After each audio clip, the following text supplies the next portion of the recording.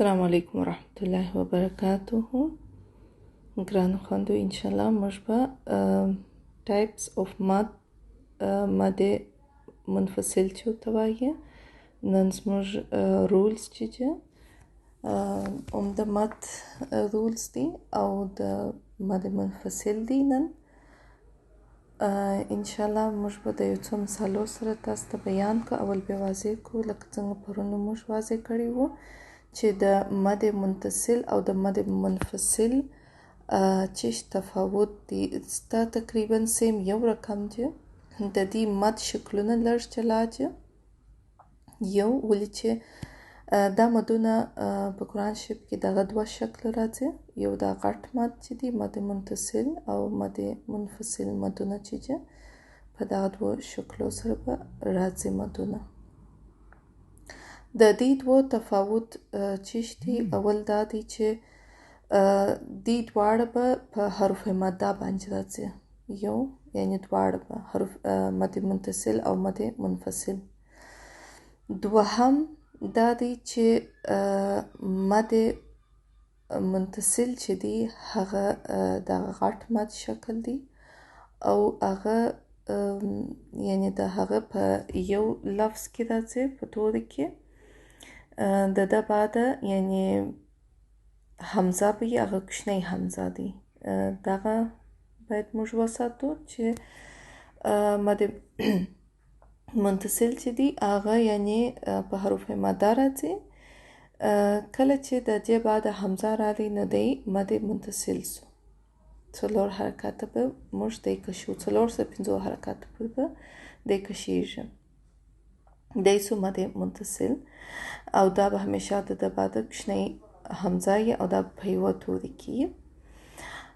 اوس موږ راځو دغه ته مد منفصل ته.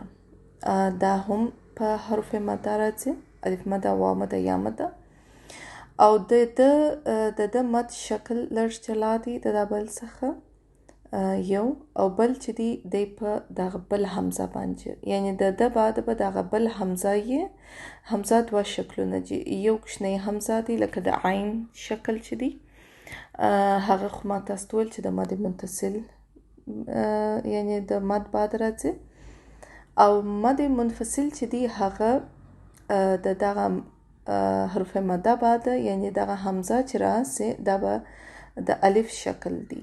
دغه الف پر کم حمزه لکه ما چې ویل دوه شکل ده. یو د عین پر کم دی، یو د الف پر کم شکل ده. ولی الف هغه وخت الف دی چې خالی که کله پر د حرکت ولیدي د حمزه سو نو د الف په شکل راځي حمزه. یو هغه د عین شکل چې دی سر نه داس د عین دغه راځي. مد منفصل چې دی دا دی چې دی په یو توري کې یعنی د دی ختم په حروف مده یعنی په دغه مد ختمیږي او د بعد یعنی حمزه به یې او د بل توري به شروع کیږي د حمزه سره. دغه تفاوت دی د دوه مابینځ کې. اوس به موږ راسو دغه ته مثالو طرف ته.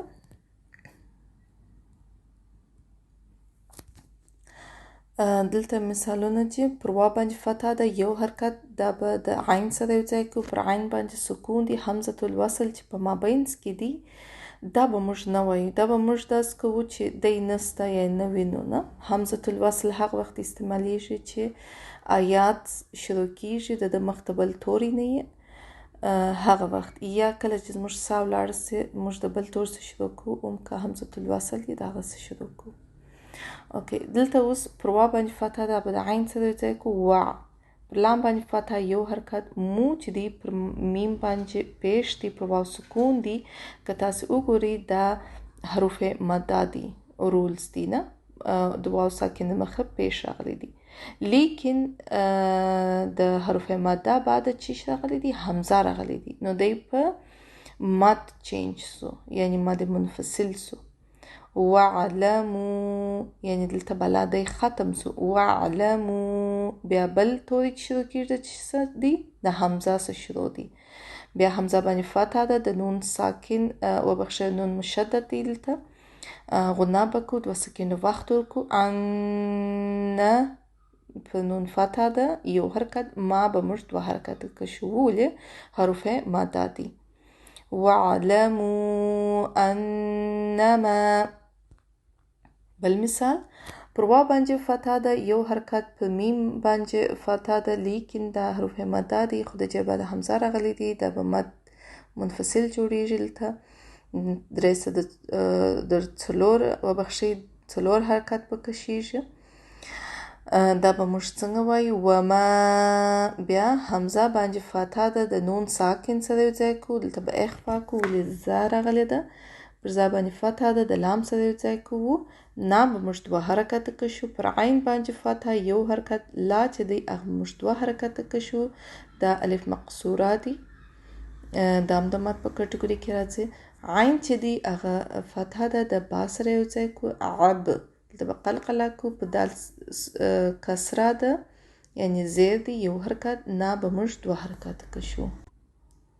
وما انزلنا على عبدنا. دا بل مثال، پر فا باندې زیر دی د یا سره یو ځای کیږي. فی لیکن د جبه ده حمزه راغلی دی، نو دا مد منفصل سو، نو دا به موږ 4 حرکت کشو. فی پر حمزه باندې فتحه د عین سره یو ځای کو.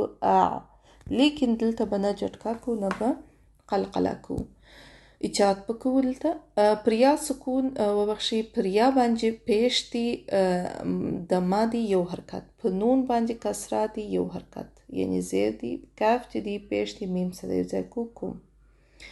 دا به څنګه وایو؟ فی اعینکم.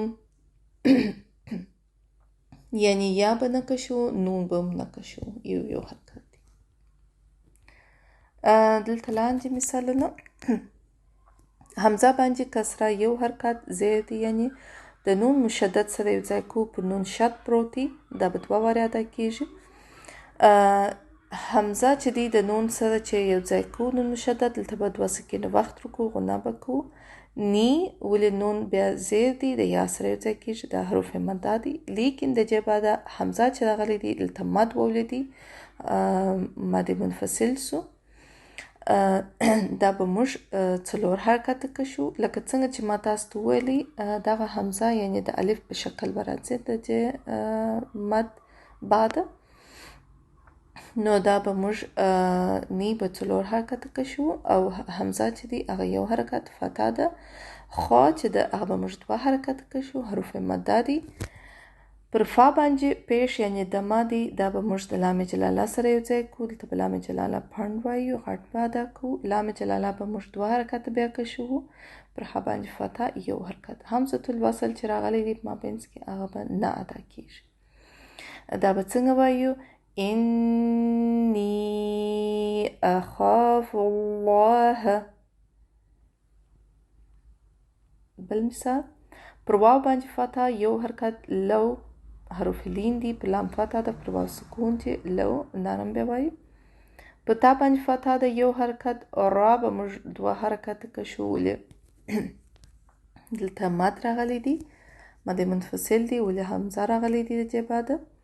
حمزه باندې کسره زید دی، دا به د زال سره یو ځای کو. ایز پر یا باندې فتحه ده یو حرکت، پر تا باندې فتحه ده یو حرکت، پر واو باندې فتحه یعنی زوړ دی یو حرکت. دا به موږ د فا سره یو ځای کو.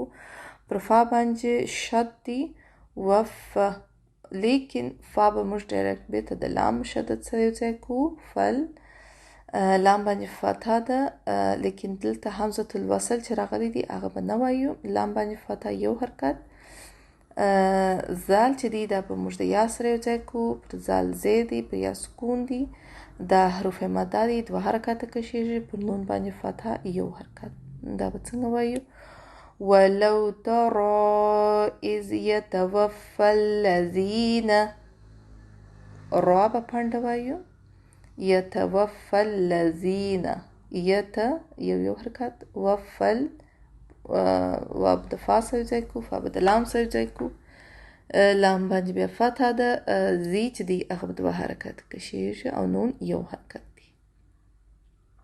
بل مثال اخري مثال دی. پر وا باندې فتحه ده یو حرکت، پر حمزه باندې فتحه ده، د غین سره یو ځای کو. اغ پر را باندې فتحه ده د قاف سره یو ځای کو راق دلته به قلقله کوو یعنی لږ به وښورو چې آواز به یعنی ډبل کیږي د قلقله نا چې دی دلته حروف مده وو خو د جې بعد حمزه چې راغلی دی نو دا به موږ دلته څلور حرکته کشو مد دی حروف مد منفصل دی څلور حرکته کشیږي پر حمزه باندې فتحه د خالی الف دی یعنی د جې شاته نو دا به موږ دوه حرکته کشو ولې دی حروف مده دی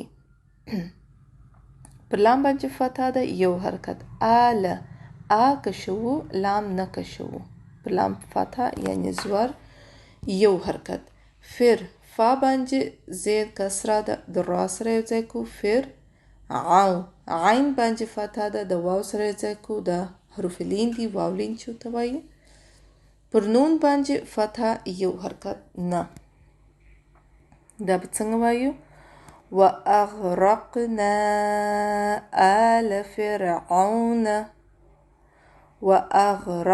وأغرقنا آل فرعون يبقى بيا برواني ويم واعلموا أنما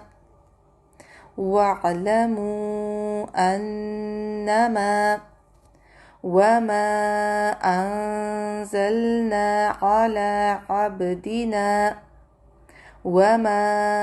أنزلنا على عبدنا في أعينكم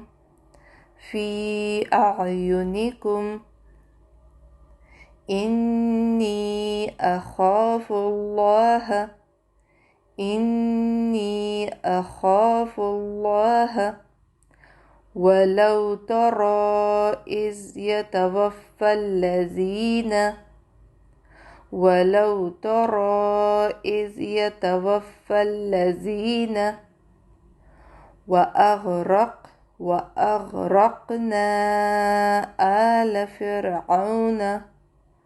وأغرقنا آل فرعون امید کوم چې تاسو خوندې به پوه سوي یاست الله پاک چې تاسو لپاره دا زده کول اسانه کړي آمین جزاکم الله خیرا کثیرا بارک الله فیکم السلام علیکم ورحمة الله وبرکاته